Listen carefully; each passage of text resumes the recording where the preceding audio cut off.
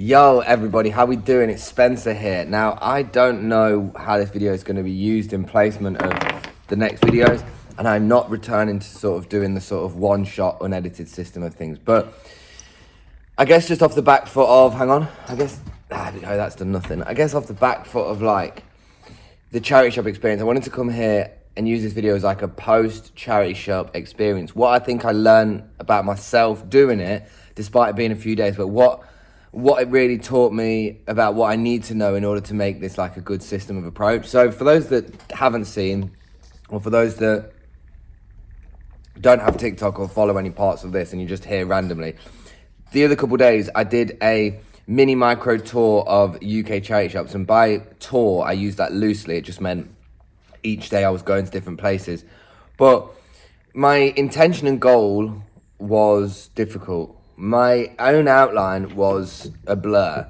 because in my head I had two different ideas of how I wanted to go forward.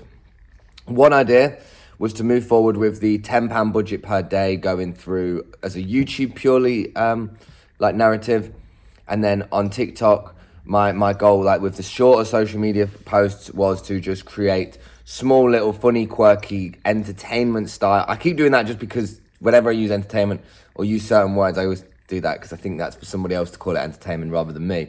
That was my intention. Small little bursts of entertaining clips, and then a YouTube that was going to be a bit more extensive.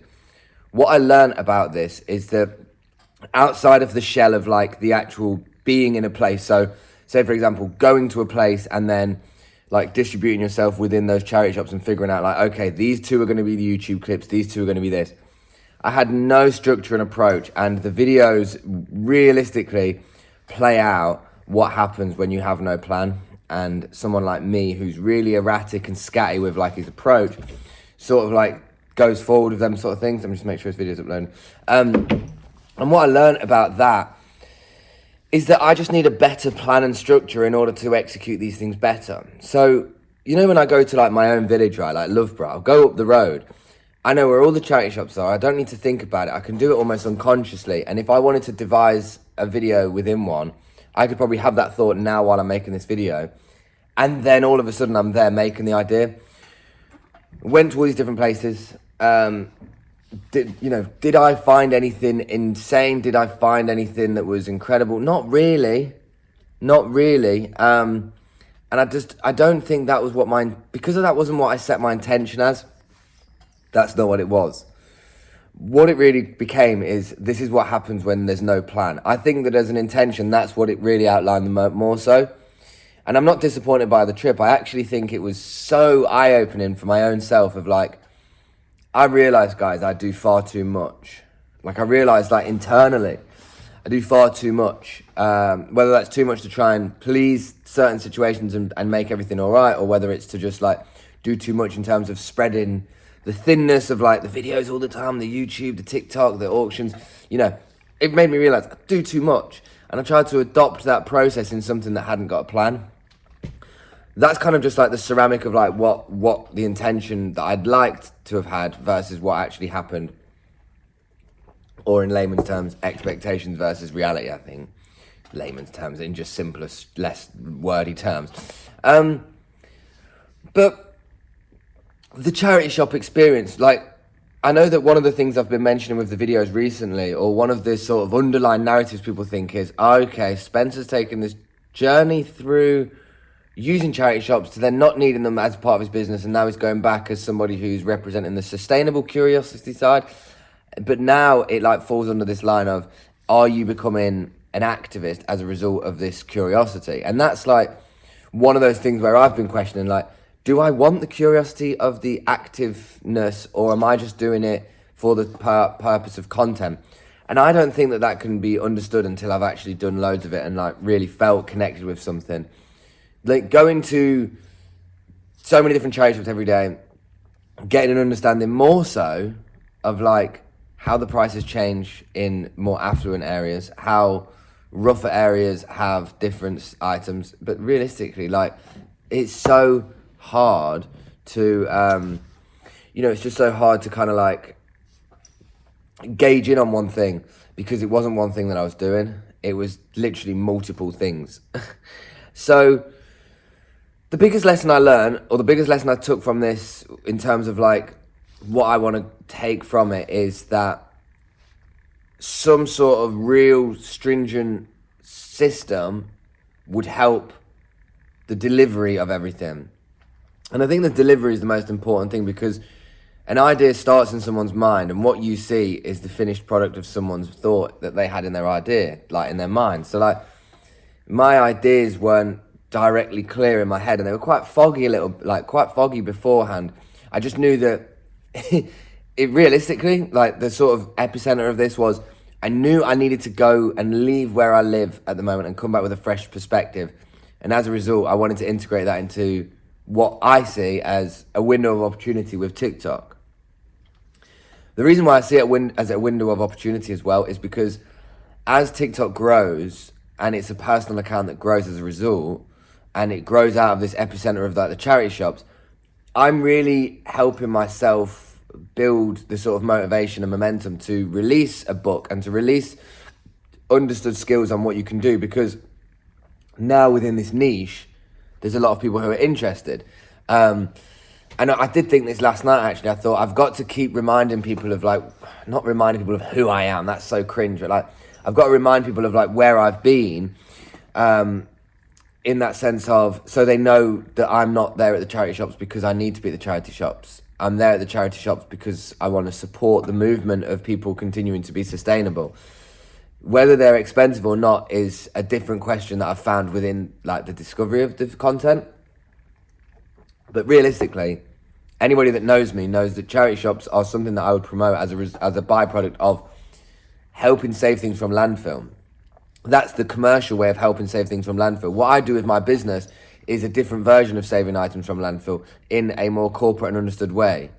And that's, I guess, why when people go, oh, where do you get your stuff from?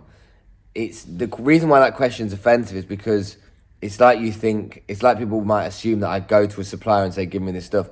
This is like a built-up, connected like relationship of an understanding of what that person as a supplier needs and what I need as a business in order to facilitate like the streamline of that. Like, so it's not really like buying stock. Like, I don't have a say of what I get. I just try to instill like a bit of a volume sort of guarantee so that I can keep my momentum going, not my movement.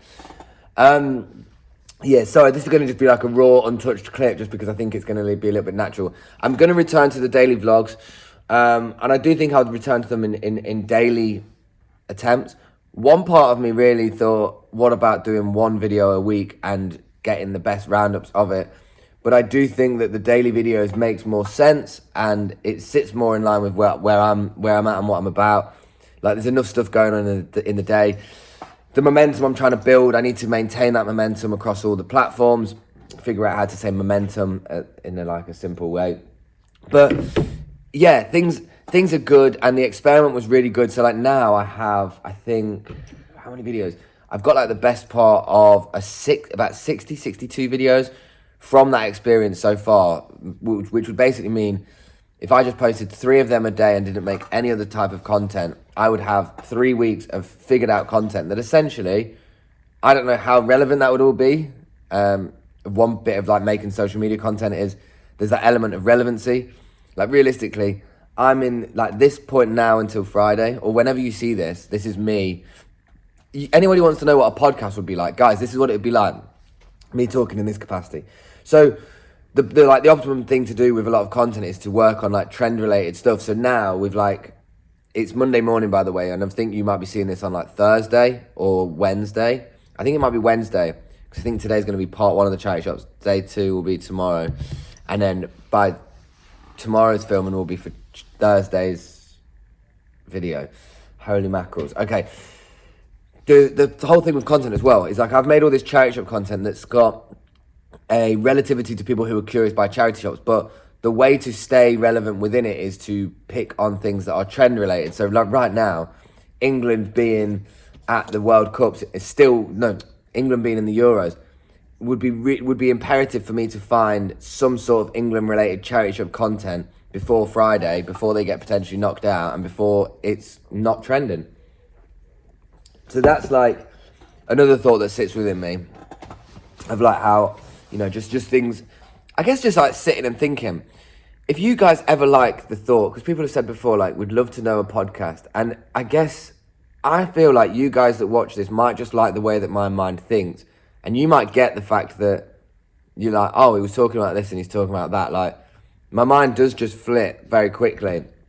And I'm like here and I'm like going down one stream and then I'm just down like different tributaries of different streams very quickly. I'm like, I'm here, I'm central, and then I'm off and I'm on a different route. But the content taught me a lot about what it would take to actually achieve this successfully on scale. I think that one of the big things we do whenever we like assess a task that we do is it's always looking at how this can be scaled. How can I do more of what I've just done more cohesively and efficiently?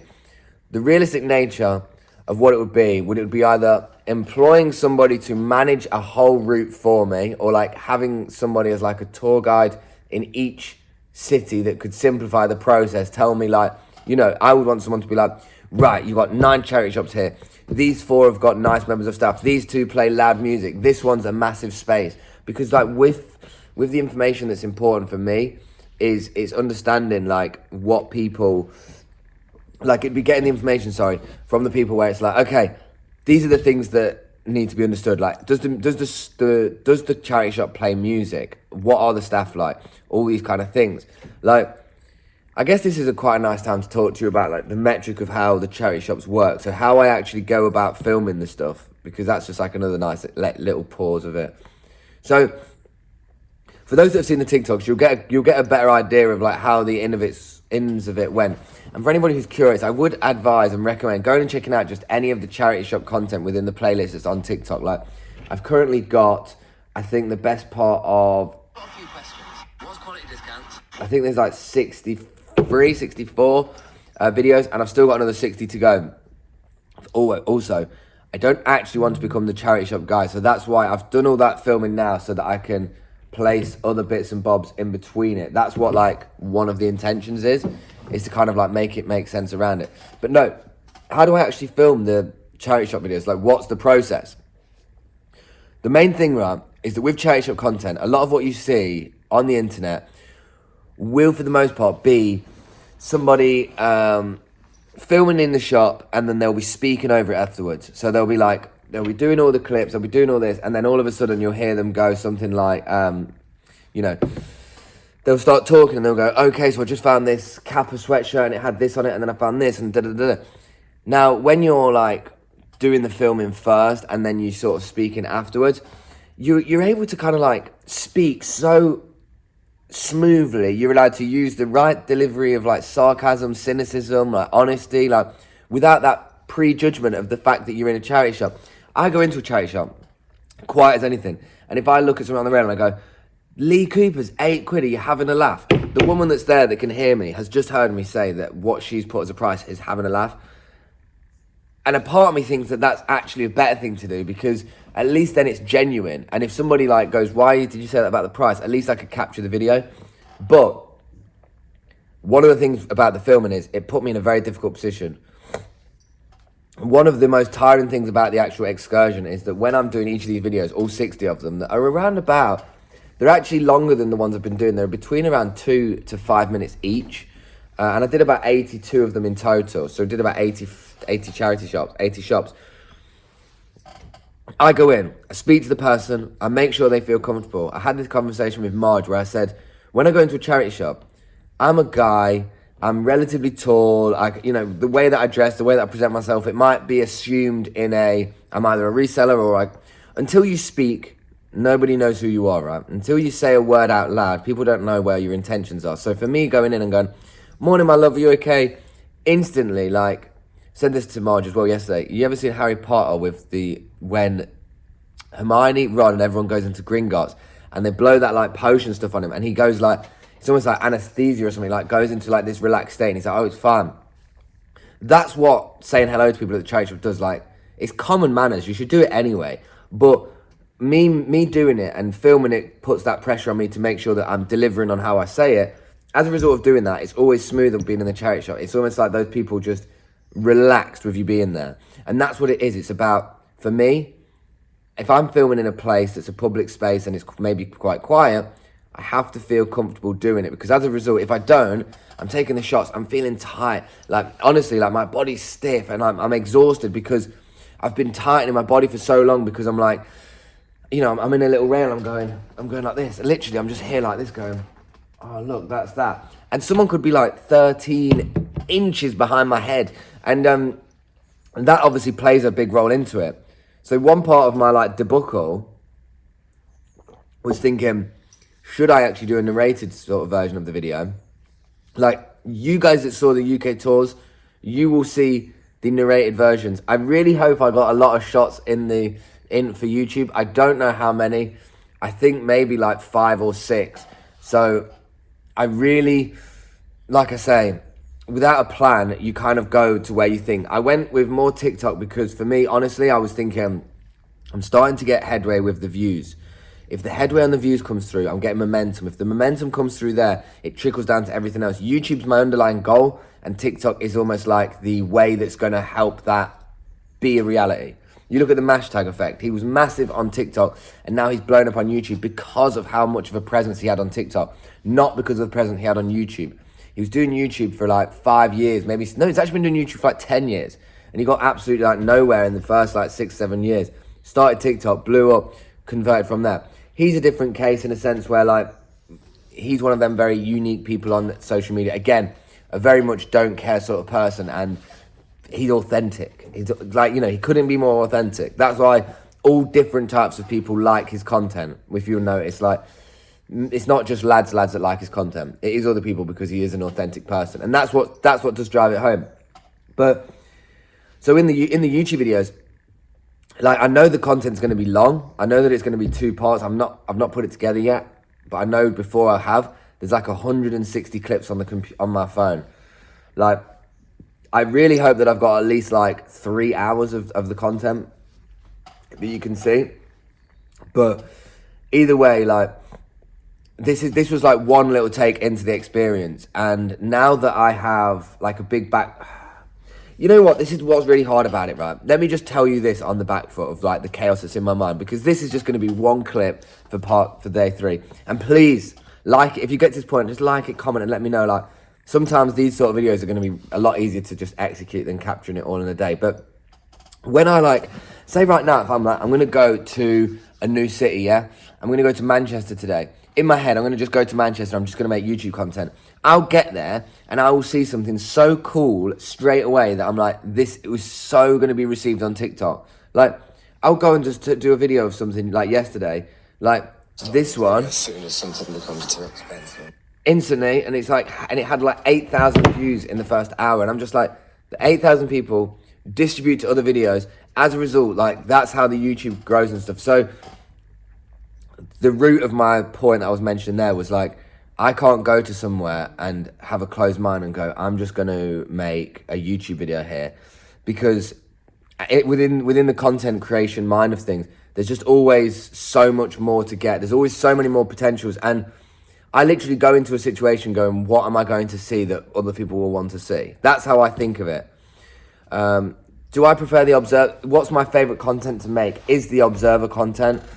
It is the content where I make a video that's less about me experiencing it and more about me going like, I don't know, say that I just saw something on the rail and it was like some old vintage like Leicester City t-shirt, but it had like some sort of like player on it that wasn't like a player, or something that I observe and I go, there's enough people that will be curious by that in a split moment to go, what on earth is that? Da, da, da, da, da. You do that video and then all of a sudden like that, you know, just does what it does. But you got to remember, like, I know that TikTok views are a lot more fleeting than like YouTube. If you got 10,000 views on a YouTube video, you'd be considered a success, whereas 10,000 views on a TikTok video doesn't determine a success, because the metric of view of what it qualifies for on both of those platforms is warranted by different things. Also, YouTube viewers are more intent viewers, whereas TikTok viewers are idle viewers. Like, people on TikTok are idly scrolling. They're very inactive users, probably outside of other things, but they're very like easy. They like something, they might buy a product as a result of it. Like, if anything, probably easier to convert sort of audience. Yeah, I would say easier to convert audience for certain things you want to sell. But no, the goal is still build the TikTok, have some sort of passive thing that people can buy. You know, I've got a few book ideas and I've got a few ways of like instilling it. And that's just me kind of like going, I'm still getting in the right place, still getting in the right way. And also, just for FYI, I'm not against people that use ChatGPT and stuff like that, but I got my own brain and I got my own ability and I like using my own understanding. I totally get like the efficiency, but I know who I am and what I think. So I'd rather write this myself. I've got the ladies that are coming now. That's funny. I just said I've got to go and I think it just stopped the video. I'm not sure, but yeah, I've got a couple members of staff coming and we've got a live now. So guys, really appreciate all those who join the journey and see the little videos. And, you know, I guess as that content creation thing, you're just doing loads of different things and seeing what works. This charity shop thing has worked more than anything has for a long time. And even just to show you this and not to be like a total distraction, but like this video that I posted had 300,000 views. The sort of reaction to views on it is unbelievable. So yeah, I'm going to love you and leave you all. Going to go and post a quick clip of the charity shop one on here.